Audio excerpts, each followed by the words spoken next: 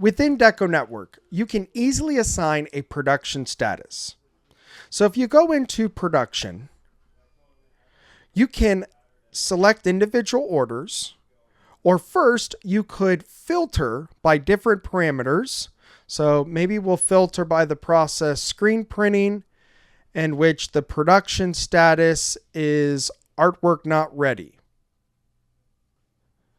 And it's going to show us all of these orders.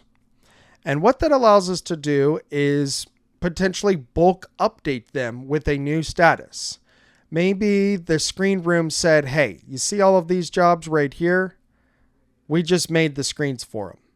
So we can now update the production status. So set production status to screens are not even ready, need develop. They're ready for press.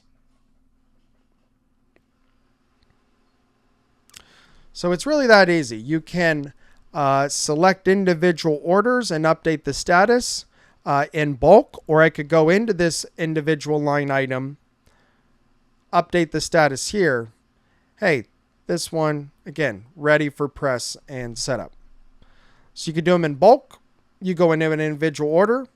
It's also very common to use barcodes to be doing this. So a barcode scanner would allow us to scan the order worksheet with the barcode on it, look up the job right here, and then apply the action. So the action just being, hey, we're updating the production status by clicking barcodes instead of clicking here and then there. If you have any questions on how to update the production status or anything else related to DecoNetwork, simply click on the question mark, view our support resources, or raise a support ticket, and client services would be happy to help.